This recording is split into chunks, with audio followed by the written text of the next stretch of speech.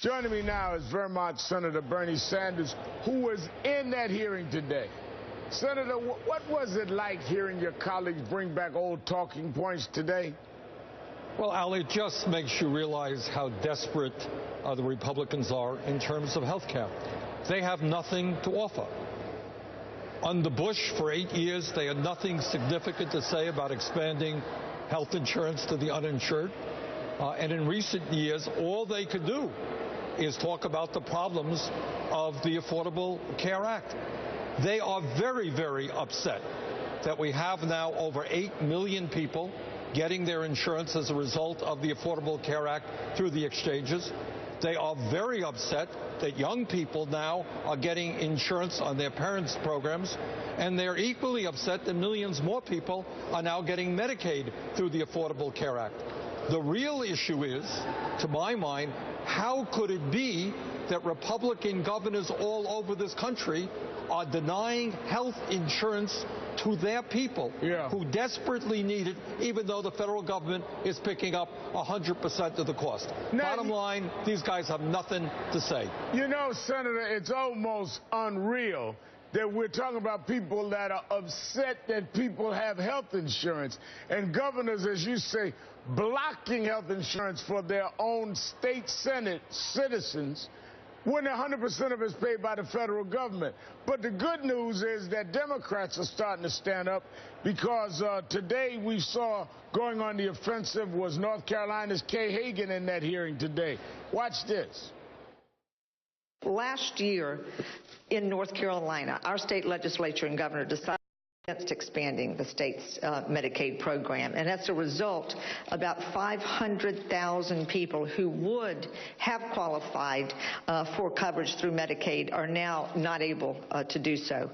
These are some of the most vulnerable citizens in our society who will continue to seek care in emergency rooms and then will leave chronic conditions unmanaged. So, Senator, I mean, she's in a tough race back in North Carolina. Politically, is this a good issue for her? I believe it absolutely is. You know, Al, forget the politics for a moment. Right. What does it mean that if I make $25,000 a year in North Carolina, if I have an illness, if I have no health insurance, I can't get to see a doctor? I can't go to a hospital without going bankrupt. And I think that every one of those citizens in North Carolina and throughout this country who are entitled to health care and are not getting it, I would stand up and say to the governor, how come you are not allowing me to get the health insurance that the federal government is allowing me to have? I think it's a huge political issue. Now, you know, another GOP talking point was that the law was unaffordable. But a brand new analysis shows the law helped bring down health care spending by $900 billion. I mean, another talking point to hold a funeral for, Senator? Absolutely. Absolutely. You know, health care costs in America are still much too expensive, no question about that. But what experts now tell us is a result of the Affordable Care Act, we are beginning to slow the growth of health care costs, and that is extremely important. Look, Al, at the end of the day, if you don't believe that people are entitled to health care, if you want to cut Medicaid drastically, if you want to end Medicare as we know it, and you have legislation which is now working, and you're a Republican, you've got a problem. You got a political problem, you got a public policy problem. And these guys, in my view, are in trouble as a result of that. You know, we mentioned that the insurers said in the House hearing yesterday that most people have paid their premiums. The New York Times also reports, quote, insurers appearing before panel of the Energy and Commerce Committee testified that the law had not led to a government takeover of their industry. So if the business people say it wasn't a government takeover, I mean, isn't that another dead talking point, Senator?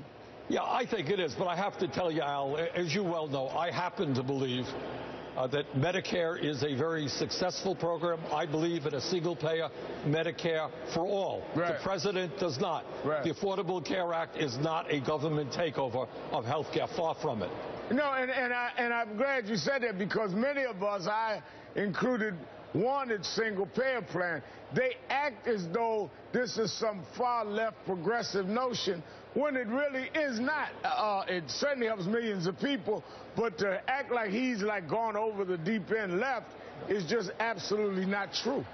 Al, you know that the fundamentals of the Affordable Care Act were developed in Republican think tanks as an opposition approach to a single-payer approach. And the first state to implement something like the Affordable Care Act was that communist state of Massachusetts under Mitt Romney, that well-known communist revolutionary.